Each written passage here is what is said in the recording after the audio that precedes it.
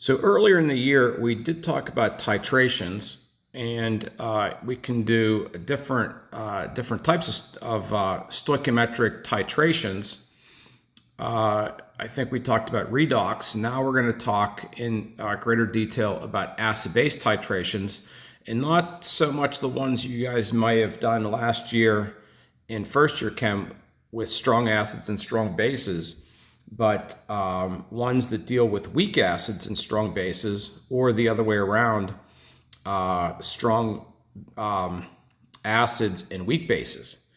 And the reason this kind of goes in Unit 8 is because the resulting solution, when you're done with your titration, will have weak acid or weak base in the beaker, and that is equilibrium.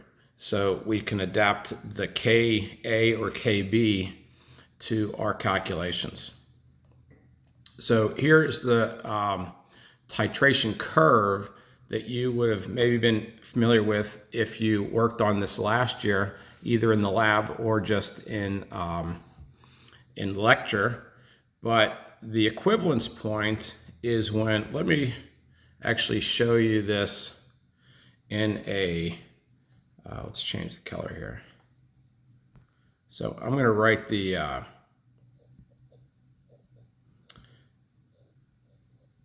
reaction, and we can write it net ionically, or we could have written it full out like I did on the side here. And ICF, and whatever you, we have no idea what these moles are. I'll just make up some moles. And at a, at a certain point in the titration, you use up all of your reactants. And that point where the acid and base are in, I don't know why I did that. The acid and base have been neutralized. That is the equivalence point. With this one, it's actually equal because it's a 1-to-1 ratio. These don't have to always be a 1-to-1 ratio when you do these titrations. And typically, not always, but typically in the burette, you would have the base, not always. And then down here, you would have a flask or beaker or whatever other vessel you wanted to use, you would have the acid. And you would keep adding, in this case, it's that we're adding sodium hydroxide, drip, drip, drip, drip, drip. You could be 1 drop at a time, and that volume will increase until that volume / molarity will give you a certain number of moles that are equivalent to the moles you had in the flask. And that is the equivalence point. Because both these are clear, you wouldn't see this occurring unless you had some sort of pH indicator in that beaker that when you add excess hydroxide, 1 drop past the equivalence point, you'll get a color change. And when you get the color change, that has a different vocab, and that's called the endpoint. So that is with the color change.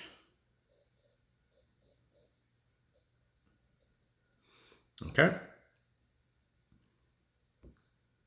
So that's in first year chem typically. We won't do any of these in second year chem because they're a little too easy. They're just stoichiometry, no equilibrium. But we could get into these ones that deal with equilibrium. So this one has a weak acid, and this time it's acetic acid, but generically HA works.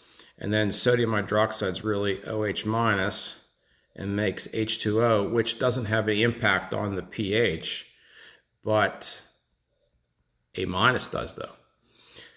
So if you noticed with the last one, the equivalence point was at 7. This time, the equivalence point is above 7.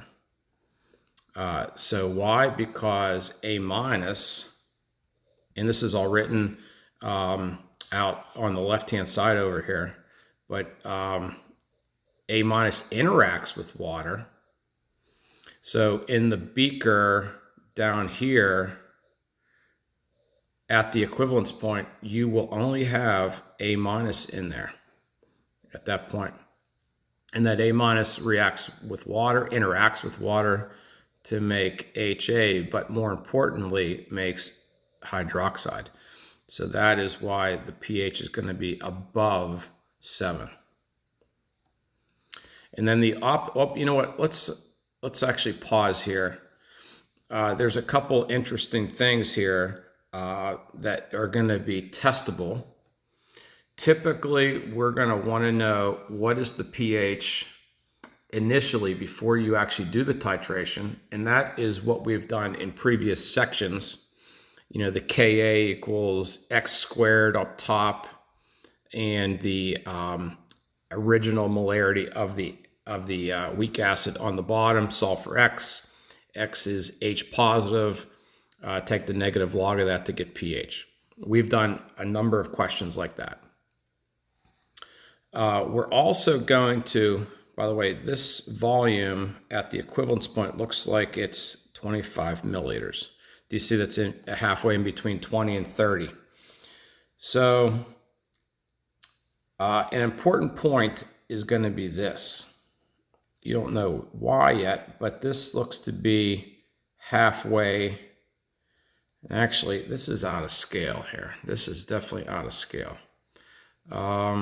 So let's not actually look at that, because again, this this graph is not drawn actually to scale. So let's not look at any other points other than this initial point and that equivalence point for that particular one. We could do the same thing, but opposite. So we could have strong acid and weak base. So that would be, we could call weak base A minus if you'd like, or we could continue staying with NH3. I have all that written over here if you want to look at it with the actual molecules, but generically you could go like that. And then that beaker, the resulting beaker at the equivalence point, it only has HA in it. So that HA interacts with water to make H3O positive and A minus. That H3O positive is going to make I shouldn't have circled that. It's going to make the equivalence point pH below 7 because of that hydronium that's produced. Okay? So again, the equivalence point will have a certain volume that you had to add. And you still have that initial point that we talked about before. In this case, there's weak base in there. So you'd need a Kb value to be able to figure out the hydroxide concentration, and then POH to pH to get that initial pH. And then there's an arrow here that is, it's called a buffer, and we've talked a tiny bit about a buffer. And a buffer is something that resists pH change. And if you notice in this region here, the pH doesn't change much as you add more of the, it's not labeled here, but we're adding acid. Okay, so we'll have to kind of visit that buffer spot here as we move on. Okay, so I had mentioned that we're going to want to figure out the pH before we start the titration. We're going to want to figure out the pH at the equivalence point.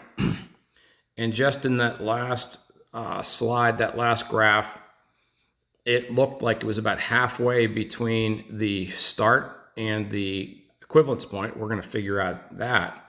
And we'll come back to all these. Well, we won't come back to them, but as we get mathematically into it, we'll address these little sections here. And then we will also visit a point way out further on in the graph.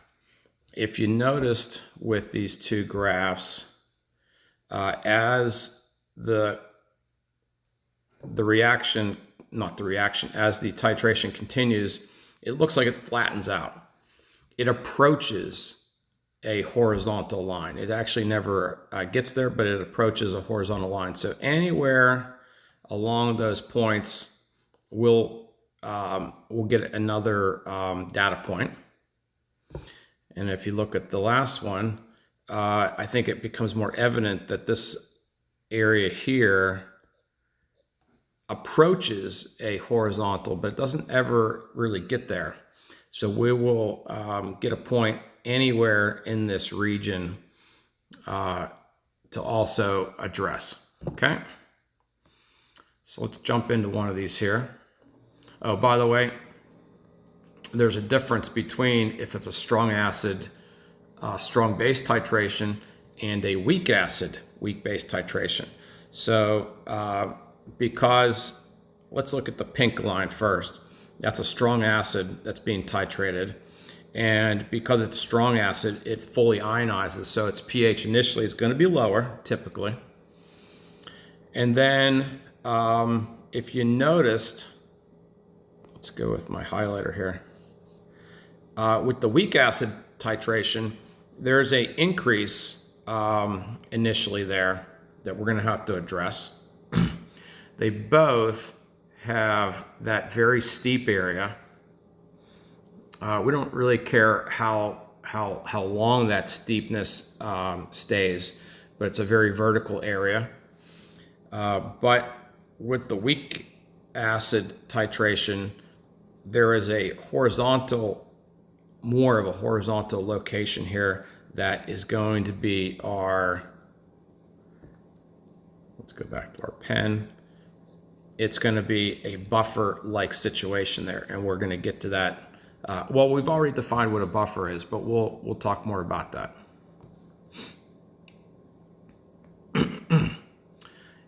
We're not going to do this in class, but you could do a titration curve instead of with a monoprotic acid, with it only has one H to donate, one H positive to donate. You could do it with either two H's to donate or three H's to donate. And what that really means is that you would get, we don't show this third one very well here, but you would get 3 equivalence points. So they should be very vertical. They're not quite as vertical as we'd like, but those are 3 different equivalence points if you would do a polyprotic, in this case a triprotic acid titration. We're going to visit this particular titration curve in our next section. Mathematically, we'll visit that.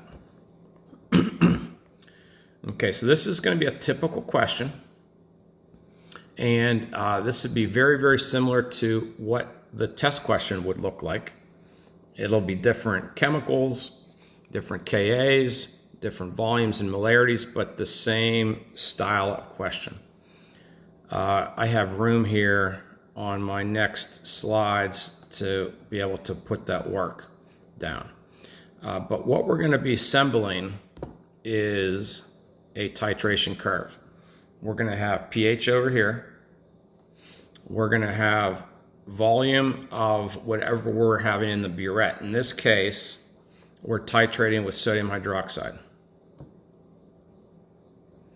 Okay.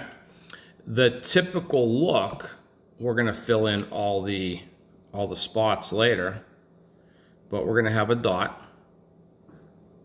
We're going to have something that looks like this, and we're going to be interested in the following 4 areas. So here's our 4 different dots that we're going to, or data points we're going to try to address. The first one, we've done this before in other sections. The last data point is actually going to be our easiest data point to estimate, and then these middle 2 are going to be a little more labor intensive. Okay, so let's Let's give this a shot. Okay, so before the titration occurs, so we had a Ka value.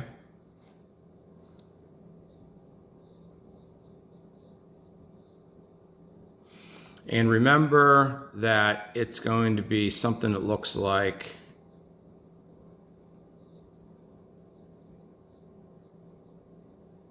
zero plus x is x. I would rather you guys don't worry about putting an IC table together. And our initial molarity was 0.1 molar. And in all likelihood, this is going to be around 0.1. So we got x squared up top, we got 0.1 on the bottom. X is going to be our hydronium concentration. So we could turn that into a pH. I got 1.34 times 10 to the negative third molarity. Does that impact 0.1? Not very significant, so I think we're okay to make that assumption. And I take the negative log of that, and it is 2.87. So if I was going to go back, I don't really have this isn't a piece of graph paper here on this graph, but at this spot, this would be 2.87. Okay, so there's our first one. Okay, the halfway point. How do we know it's halfway? Because to get to the equivalence point, 25 milliliters of 0.1 molar, if we have 0.1 molar of the sodium hydroxide, if we add 25 milliliters of it, that will give the exact same moles of both chemical. So this one is going to be the equivalence point. So this one is going to be halfway to the equivalence point.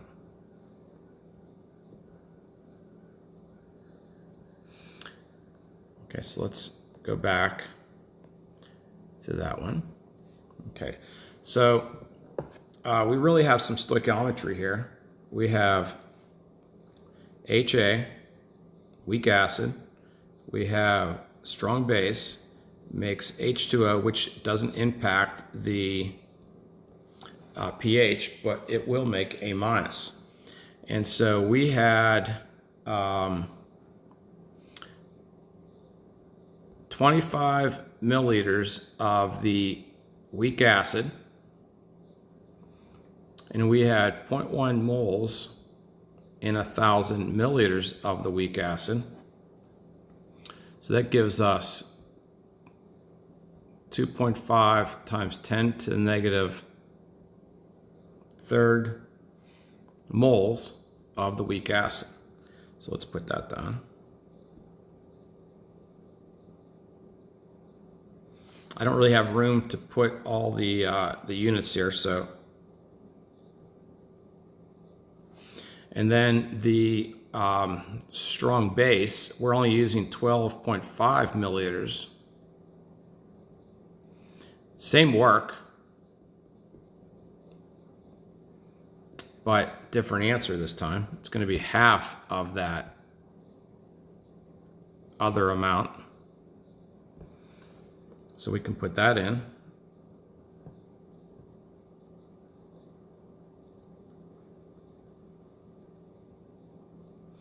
We're going to lose all of the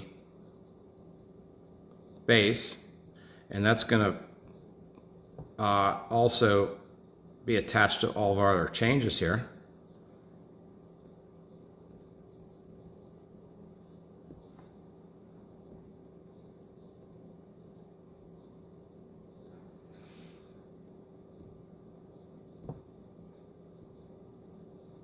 Okay, so those are moles. I think I'll write the moles down. Okay, so now what's in the beaker? The beaker has HA and A minus.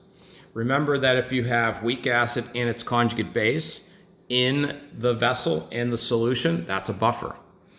And it turns out they're identical amounts, which is the best buffer. So this particular buffer could neutralize 1.25 times 10 to the negative third moles of any acid or any base that gets put into that solution. So how do we figure out the pH of this? Anytime you have HA and A minus in the beaker, you could use Henderson-Hasselbalch. So Henderson-Hasselbalch, and we'll go to our blue here.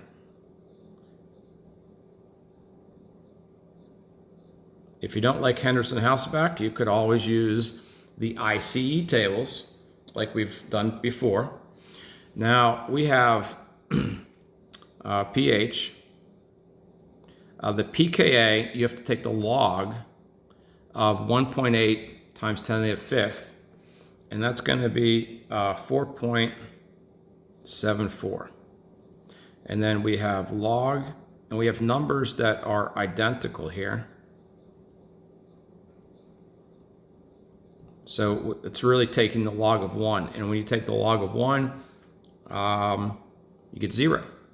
So the pH is 4.74 at the halfway point. So I had addressed this earlier. I didn't talk about it, but at the halfway point, the pH equals the pKa. So we could go back. Not much of a graph here, but this would have to be pH of 4.74, and that volume would be I don't have a lot of room here, but it would be 12.5 milliliters. I guess we can already put the volume of this in. That's going to be 25 milliliters. But we don't know what the pH is of that is yet.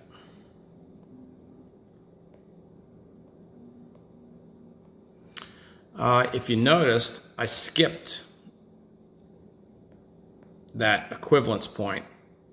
So I skipped this one here. So we're going to jump to that one and come back, okay? Because this particular one doesn't take much effort.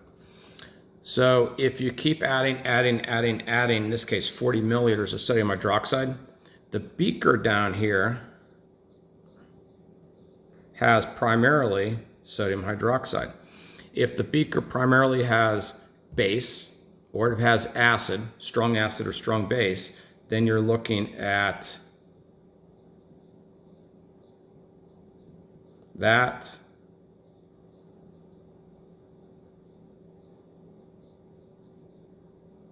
or that to figure out the pH.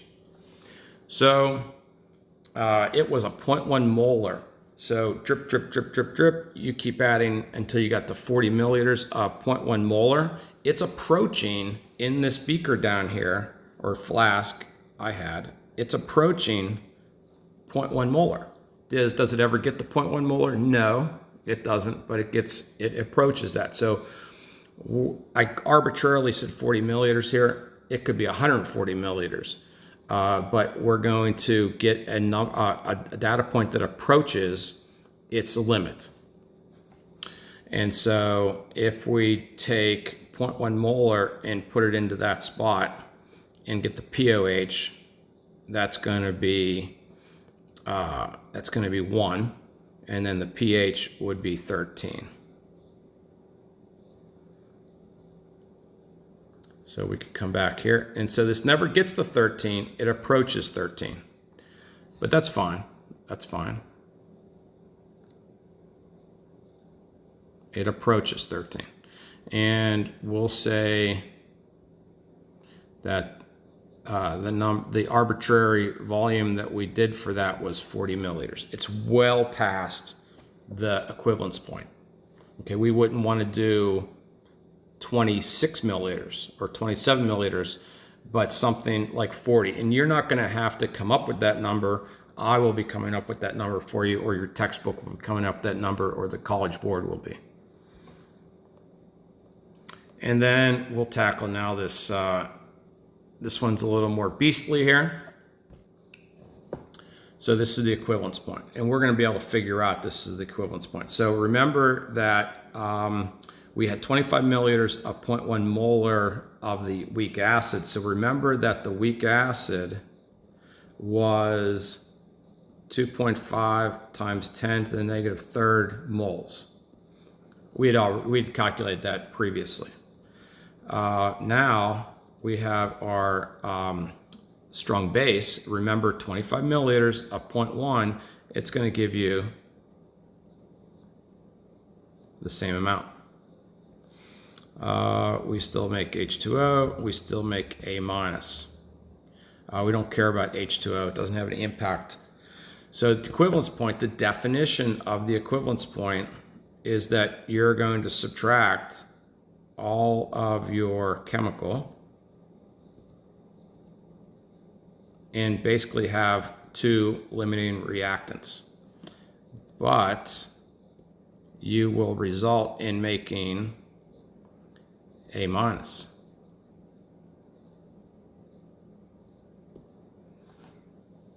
Now, the A minus interacts with water, and it's going to have an impact on the pH because it will make hydroxide.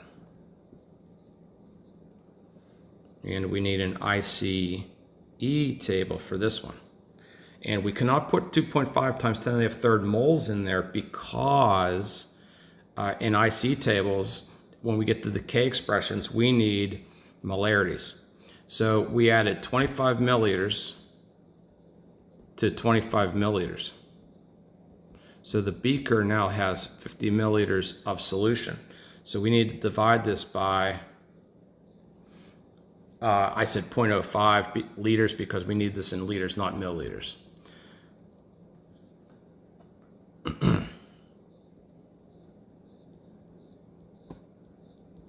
Okay, so there's our initial, in this case, what's going on in the beaker for the equilibrium. Typically, we're estimating that as around 0.05. 0 plus x is x, 0 plus x is x. Now this is a hydroxide, so we can't use a Ka. We were given a Ka. The Ka was 1.8 times 10 to the negative fifth. We need a Kb. So to get a Kb, you have to do 1 times 10 to the negative 14th divided by 1.8 times 10 to the negative fifth. And that's going to give you 5.6 times 10 to the negative 10th. Yeah, so remember, 1 times 10 to the negative 14th equals Ka times Kb. Now we can jump in. I said this question's a little more beastly here.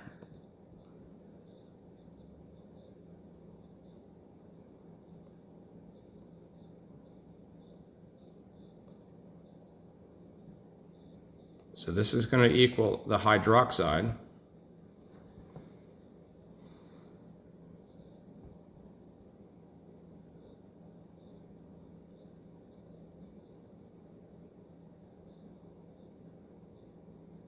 Okay, so 5.29 times 10 to the negative 6 molar, and then turn that into a POH, and then turn it into a pH. And remember that these pHs, when you're doing a weak acid strong base titration, better be above 7. So if it doesn't come out to be above 7, you definitely made a mistake somewhere along the line, and you have to kind of go back and figure out where that mistake was. Maybe you missed a sign, maybe you didn't subtract correctly. I would say the biggest areas to forget would be to make sure you divide it by the total volume. Make sure you turn in this case, a Ka into a Kb. And then make sure that you turn a POH into a pH. Because remember, that is hydroxide. And if you take the negative log of that, that gives you POH. But 14 minus that number will give you a pH. So we could go back to our graph again. 8.72.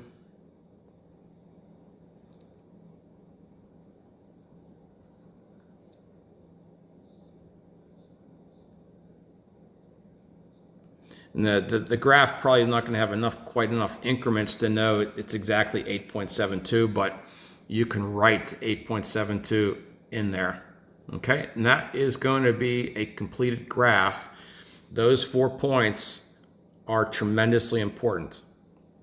Okay, typically though, when you do actually this titration in the lab, I don't think you're going to go out to this 40 milliliter of sodium hydroxide added. You would probably stop at the end point when the color change occurs, which is likely to be right around 25 milliliters of sodium hydroxide.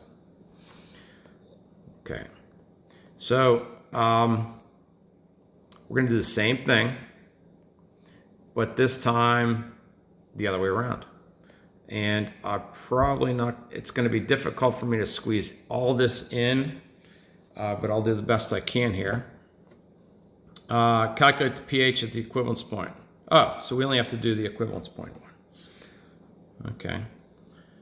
So, equivalence point, we have H positive, that's the HCl, and we have weak acid. You could write ammonia. I'm going to write HA. I'm sorry, A minus, and that makes HA. Okay, so at the equivalence point, we know by definition that this has to happen. Okay, we just have to fill in the blanks. So we had 25 milliliters of 0.1, just like we did on that last question. So with the volume and molarity, you can get moles, and that is 2.5 times 10 to the negative third.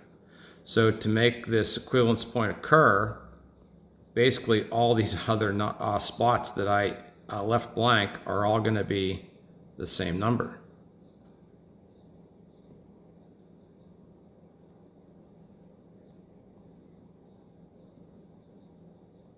So again, the equivalence point is when all the acid and all the base have been neutralized.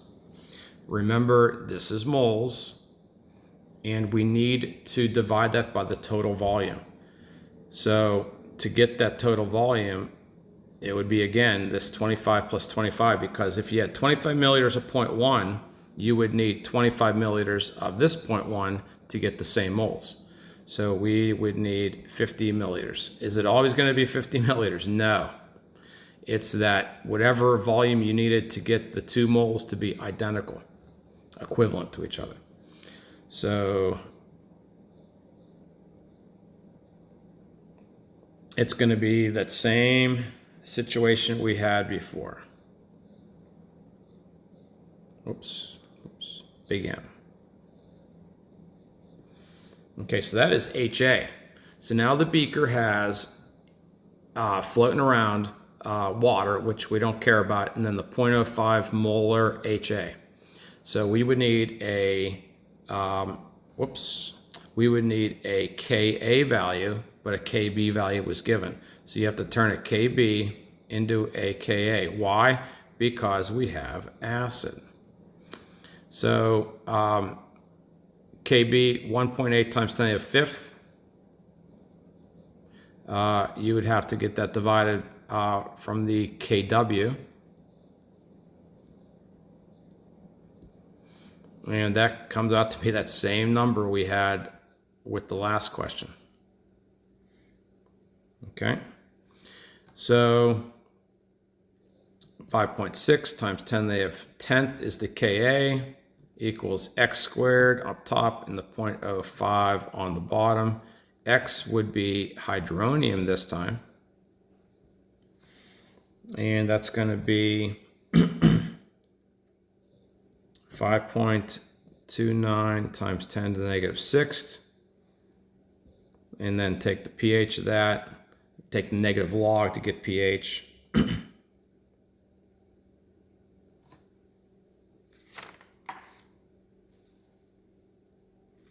And 5.28.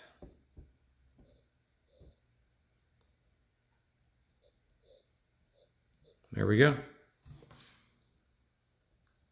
Now we could also have done all those other points but it didn't ask us for this, just asked for the equivalence point. Okay, guys, that's it for today.